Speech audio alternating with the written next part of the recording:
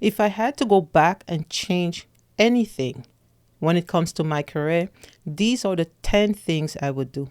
And I'm coming from companies where I was the recruiter to a software developer, data analysis, and now teaching.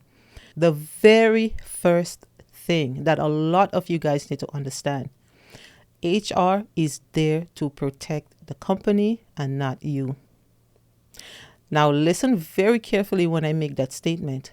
I don't want you guys to think that HR is not there if someone attacked you, or physical attack, physical assault, or SA, any of these things. That's not what I'm talking about. HR is there and they will help you when it comes to that. What I'm talking about is you constantly complaining about the managers, the supervisors, or anyone that represent the company. You are making a sorry mistake. When you have a boss who does not like you, who does not like your work ethics or any of these things, you guys don't get along good. Your job is to do what's in your job description, stay out of their way, go home. And what you guys have to understand, if you constantly keep reporting your supervisors, reporting your boss to HR, when it comes to promotions, you wouldn't be on top of the list. 2, set boundaries. The moment you start working, you set boundaries. And that means when it's 5 o'clock, you log off. Don't let any company get comfortable with you staying back to finish up stuff. You have an 8-hour period to work, you do your best. What's in your job description within that 8 hours. If they're paying you up to 5 o'clock, log off at 5 o'clock. Whatever is left, we're going to deal with that tomorrow. Next thing, do not take your work home. When you set in boundaries, you set boundaries. Do not take your work home. Do not open that laptop when you walk out that building. If you finish work at 5 o'clock, you go home. This is your time. This is family time. This is personal time. Next thing, when it comes to setting boundaries, let everyone around you know you talk to me with respect. Don't let anyone get comfortable with you running dark jokes. You go in some workplaces and people would run some jokes that it's inappropriate. People run jokes on your skin color. People would run jokes on the car you drive. People will run jokes on the neighborhood you live in. Don't let any employee or employer, management, supervisors, I know people like to get friendly at work, set boundaries. Don't talk about my personal life at work. Don't run dark jokes with me. We can talk, but when it comes to joking around, talking about me, don't do that. This is the thing. A lot of people will respect you more if they don't know about you. The moment you start talking and talking and talking, you're giving them a reason to lower their respect for you. Don't give your work colleagues access to you and your personal life. You have to let your boss know you don't yell at me. If you yell at me, you're not going to get this job done, and this is going to be an HR issue. If you don't find I'm doing the job right, then you train me properly to do it right. And a lot of people, you guys need to open up to criticism. A lot of people don't like criticism and they just want to do it their own way. You have to realize when you're in a company, you have to open up yourself to criticism. You have to open yourself to growth. Number 3, you do not need a degree to get a proper job. You do not need a degree to move up in the company. Listen, I've seen a lot of people on social media like TikTok, Instagram, even in my workplace. They have positions that they never went to college for. They never went to university for. They don't have no degree, no master, no PhD. If you're not into the medical field, law, you do not need a degree. I strongly will advocate for nurses, doctors, anyone that's going into the medical field to be well educated, because you're playing with people's life. So I strongly believe that if you're into the medical field, you have to be well educated, because that's someone's life you're playing with. But anything else, you do not need no degree to get into, especially tech. Tech is one of the field where No degree is necessary. Creating projects is one of the best things you can do if you do not have a degree. Companies don't care what they think you know, but you cannot go with a piece of paper having a company trust you. In this type of field, what you can do is better than what you know. When it comes to the medical field, it's more about what you know and how you apply what you know. But when it comes to tech, it's what you can do. There's a lot of people who know how to code. They know how to write proper code.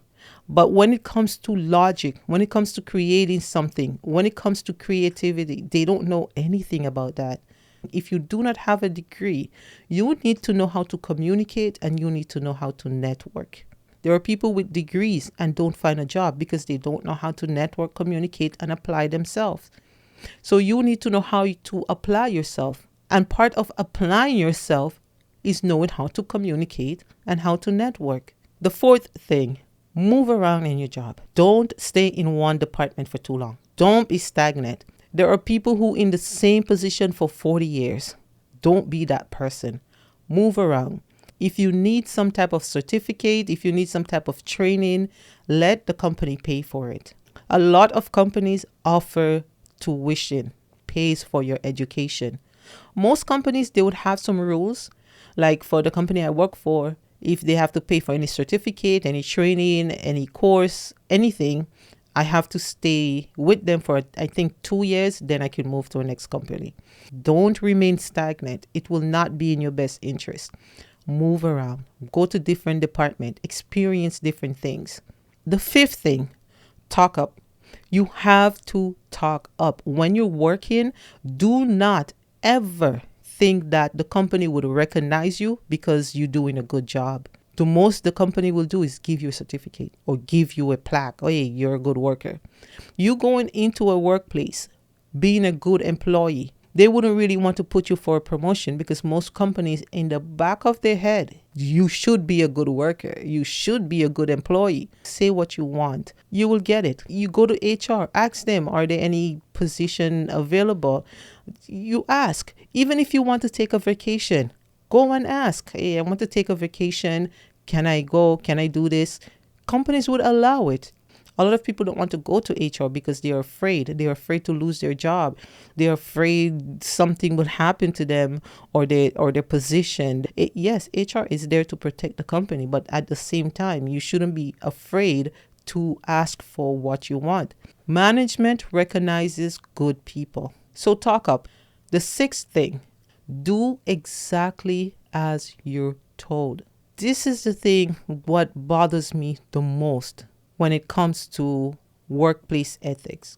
A lot of people go in and try to change things. A lot of people go in thinking that they know more than the boss.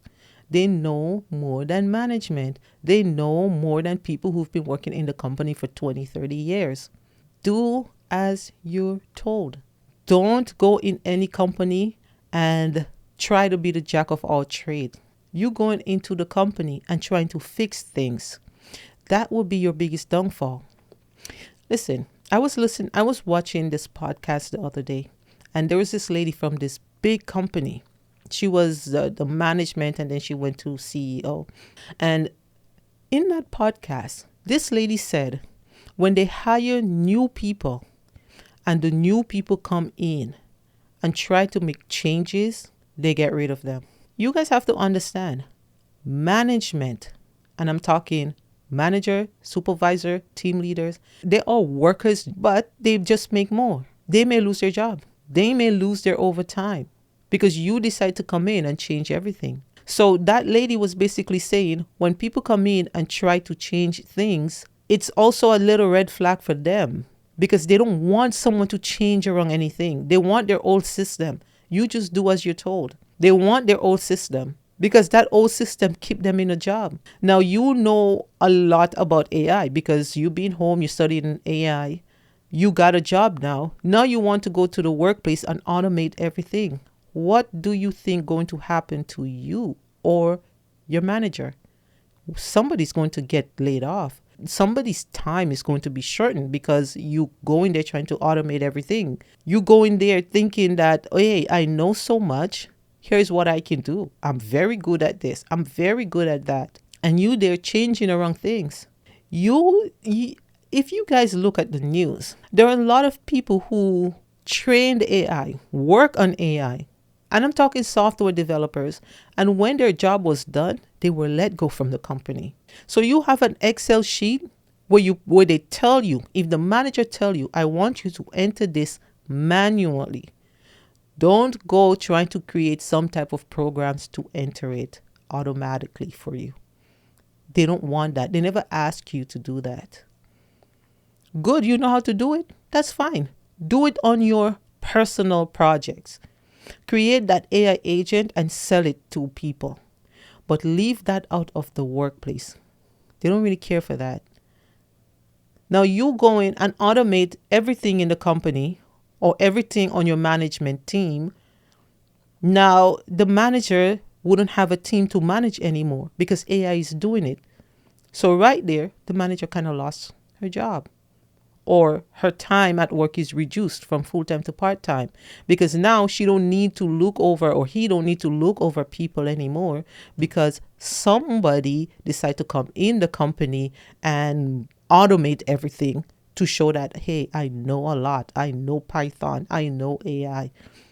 Companies don't care. Listen, managers don't care about that. Don't go in trying to fix things. You're not the savior of the company. Don't go in and try to save any company. If your job is to save the company, then save it. Do your job.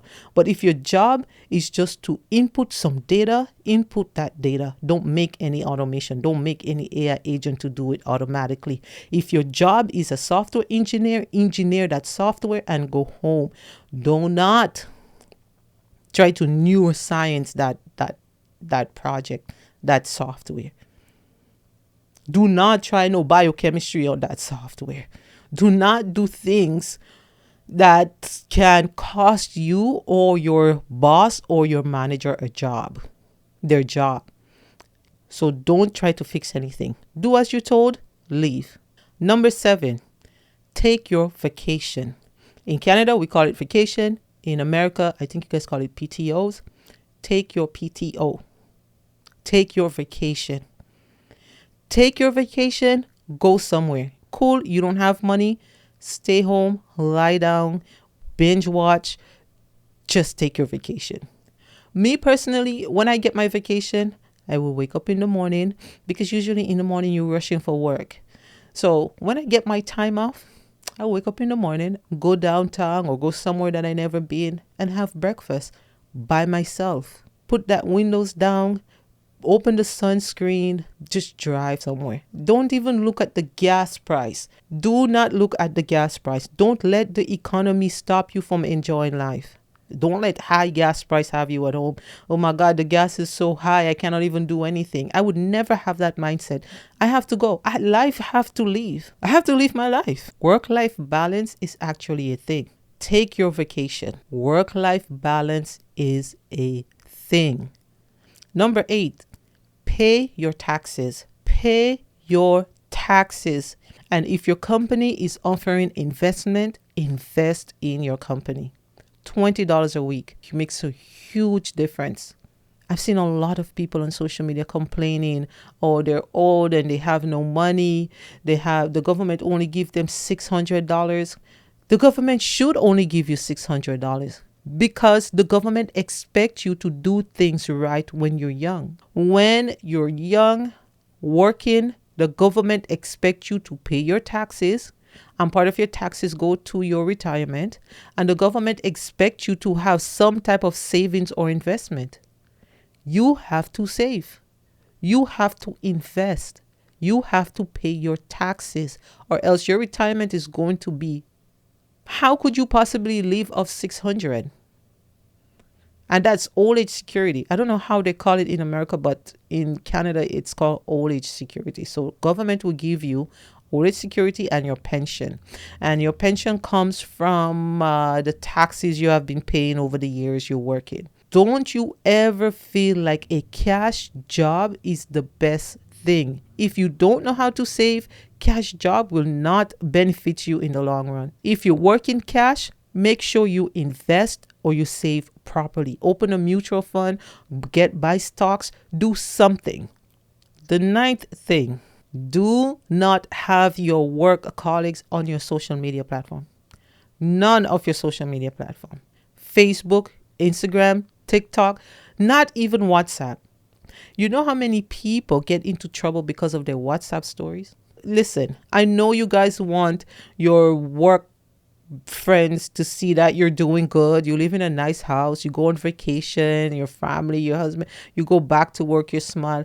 These things will get in between you, HR, and your employees.